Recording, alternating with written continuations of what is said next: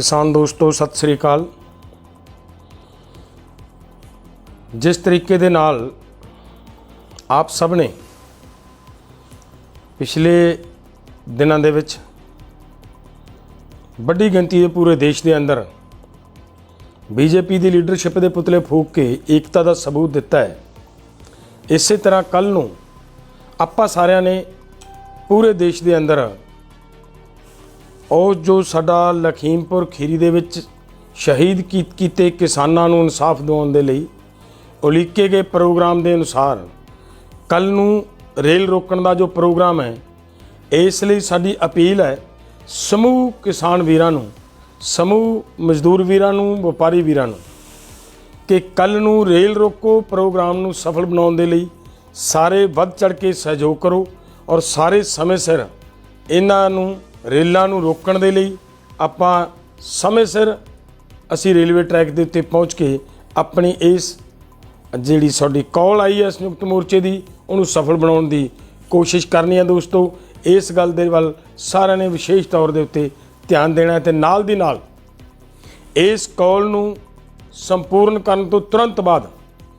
मोर्चे के मौजूदा हालातां ते और बीजेपी दीयां जिहड़ियां चल रहीआं कुछ साजिशां ते चालां नूं ध्यान च रखदिआं होइआं सारे ही जथेबंदियां दे केडर नूं, सारे ही सारियां जथेबंदियां नाल जुड़े हुए वीरां नूं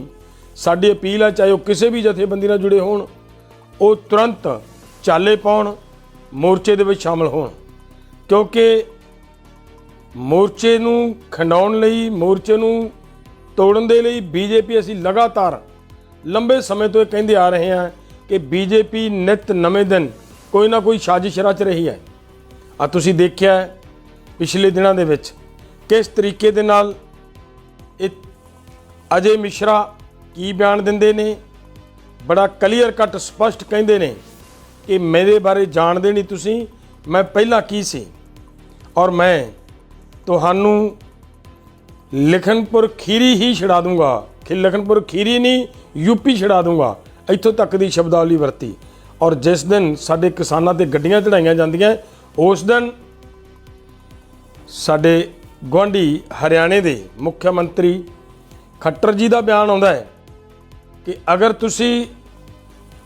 500 हज़ार दे कट करो और लठ लो, किसानां नूं जैसे दा तैसा जवाब दिओ,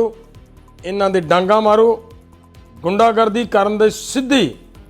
आपदे बंदिआं नूं आदेश दे रहा है और ते नाल थापी दे रहा है कि कोई गल नहीं, जेकर जेल चले जाओगे तो 6 महीनों के विच बड़े लीडर बन के आओगे।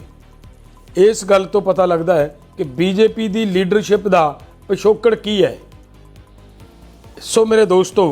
इस तरह तरह दी साजिशां ते चालां चलियां जा रही हैं। साडे अंदोलन नूं पिछे जिवें ये चालां चलियां और इस तरह ही इत्थे इस अंदोलन नूं एक धार्मिक रंग देण दे लई इत्थे भी जिस तरह वो परिवार वालों लखबीर सिंह दे परिवार वालों जिस तरह के खुलासे किए, अगर उन्होंने असीं सच मन लीए, अखबारां दीआं खबरां नूं सच मन्नीए तो किते ना किते उहदे विच भी कोई साजिश की बू आ रही है, किते ना किते साजिश हुई नज़र आ रही है। और इहदे लई संयुक्त मोर्चा मंग भी कर चुकिया ते करदा भी है कि वो इस सारी दी सारी घटना की गंभीरता दे नाल और किसी उच्च स्तरीय कमेटी दे कोलों इसदी जांच कराई जाए ताकि सच निकल के बाहर आ सके, पता लग सके कि कौन ताकतां सी जिन्हां ने इस किसान अंदोलन दे विच इस घटना नूं अंजाम दिवाउण दे लई उस व्यक्ति नूं इत्थे लैके आंदा जिस तरह वो परिवार ने दस्सिआ। सो दोस्तों असीं पहलां भी बार बार ये कहंदे आए हैं कि इस मोर्चे के उत्ते जिथे जिथे भी किसान मोर्चा बैठे ने बीजेपी तरह तरह दी चालां चल सकती है और वो चल रही है। सो इस करके जिन्ने भी साडे मोर्चे बैठे किसान वीर ने जिथे जिथे भी बैठे ने वो सारे हर एक चीज़ का पूरा ध्यान रखन। तुसीं देखिआ जिस दिन मोर्चे दे विच 15 तरीक वाली घटना घटती है और उस दिन एक अगले पासे जाके अगली सवेर एक झोपड़ी नूं अग लग जाती है और सुबह उस वेले झोपड़ी नूं अग लगन दी तां कोई टोकी नहीं बनती, जिस वेले अग लगी है उस वेले तक भड़क ही नहीं सकती। सो इस करके ये सारियां गल्लां नूं ਅਗਰ ਤੁਸੀਂ ਗੰਭੀਰਤਾ ਨਾਲ ਨਹੀਂ ਲਓਗੇ ਤੇ ਨੁਕਸਾਨ ਹੋਏਗਾ। ਸੋ ਆਉਣ ਵਾਲੇ ਦਿਨਾਂ ਦੇ ਵਿੱਚ ਬੀਜੇਪੀ ਹੋਰ ਨੁਕਸਾਨ ਕਰਨ ਲਈ ਸੋਚ ਸਕਦੀ ਹੈ, ਸੋਚ ਰਹੀ ਹੈ। ਦੋਸਤੋ, ਸਾਡੀ ਅਪੀਲ ਹੈ ਕਿ ਆਪਾਂ ਸਾਰੇ ਇਸ ਮੋਰਚੇ ਨੂੰ ਜਿੱਤਣ ਲਈ ਸਤਰਕ ਹੋਈਏ। ਮੈਂ ਬਹੁਤ ਵਾਰੇ ਬੇਨਤੀ ਕੀਤੀ ਹੈ ਕਿ ਜਿਸ ਤਰੀਕੇ ਦੇ ਨਾਲ ਤੁਹਾਡਾ ਚੱਲ ਰਿਹਾ ਮੋਰਚਾ ਬੀਜੇਪੀ ਦਾ ਗ੍ਰਾਫ ਨੂੰ ਡਾਊਨ ਕਰ ਰਿਹਾ ਹੈ, ਤੁਸੀਂ ਬੀਜੇਪੀ ਦੀ ਜਿਹੜੀ ਲੋਕਪ੍ਰਿਯਤਾ 66% ਤੋਂ ਘਟਾ ਕੇ ਅੱਜ 22% ਤੇ ਲੈ ਕੇ ਆਏ ਹੋ, ਤਾਂ ਮੇਰੀ ਇਹ ਅਪੀਲ ਹੈ ਦੋਸਤੋ, ਜਿਹਦੀ ਲੋਕਪ੍ਰਿਯਤਾ ਇੰਨੀ ਘਟਾਤੀ, ਜਿਹਦਾ ਪੋਲੀਟੀਕਲ ਗ੍ਰਾਫ ਇੰਨਾ ਡਾਊਨ ਕਰਤਾ, ਉਹ ਤੁਹਾਡੇ ਨਾਲ ਤਰ੍ਹਾਂ ਤਰ੍ਹਾਂ ਦੀਆਂ ਸਾਜ਼ਿਸ਼ਾਂ ਰਚੇਗਾ। ਤੁਹਾਡੇ ਅੰਦੋਲਨ ਨੂੰ ਹਿੰਦੂ ਸਿੱਖ ਬਣਾਉਣ ਦੀ ਕੋਸ਼ਿਸ਼ ਵੀ ਕਰੇਗਾ, ਤੁਹਾਡੇ ਅੰਦੋਲਨ ਨੂੰ ਦਲਿਤ ਤੇ ਕਿਸਾਨ ਬਣਾਉਣ ਦੀ ਕੋਸ਼ਿਸ਼ ਵੀ ਕਰੇਗਾ, ਦਲਿਤ ਤੇ ਸਿੱਖ ਬਣਾਉਣ ਦੀ ਕੋਸ਼ਿਸ਼ ਵੀ ਕਰੇਗਾ, ਬਹੁਤ ਕੁਝ ਕੋਸ਼ਿਸ਼ਾਂ ਹੋਣਗੀਆਂ। ਸੋ ਇਸ ਕਰਕੇ ਸਾਡੀ ਅਪੀਲ ਹੈ ਕਿ ਆਪਾਂ ਸਾਰੇ ਵੀਰ ਇਸ ਗੱਲ ਨੂੰ ਸਮਝੀਏ ਕਿ ਇਸ ਮੋਰਚੇ ਦੇ ਵਿੱਚ ਰਾਤਾਂ ਨੂੰ ਲਗਾਤਾਰ ਪਹਿਰੇਦਾਰੀ ਵੀ ਕਰੀਏ, ਧਿਆਨ ਦਈਏ, ਤੇ ਜਿਹੜੇ ਸਾਡਾ ਕੈਡਰ ਪਿੰਡਾਂ ਦੇ ਵਿੱਚ ਆਪਦੀ ਫਸਲ ਸਾਂਭਣ ਦੇ ਕੰਮ 'ਚ ਰੁੱਝਿਆ ਹੈ, ਉਹਨਾਂ ਨੂੰ ਸਾਡੀ ਹੱਥ ਜੋੜ ਕੇ ਅਪੀਲ ਹੈ ਕਿ ਕੰਮ ਹੁੰਦੇ ਰਹਿਣਗੇ ਦੋਸਤੋ, ਕੰਮ ਨਹੀਂ ਰੁਕਣੇ।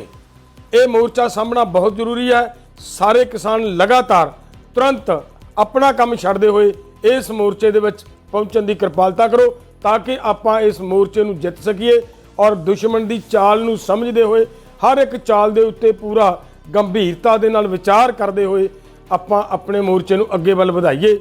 ਤਾਂ ਕਿ ਆਪਾਂ ਇਹ ਜਿਹੜੇ 3 ਕਾਲੇ ਕਾਨੂੰਨ ਰੱਦ ਕਰਵਾਉਣ ਲਈ ਆਏ ਸੀ, ਆਪਾਂ ਜਿਹੜੀਆਂ MSP ਦੀ ਗਰੰਟੀ ਦਾ ਕਾਨੂੰਨ ਬਣਵਾਉਣ ਲਈ ਆਏ ਸੀ, ਆਪਾਂ ਜਿਹੜੇ ਹੋਰ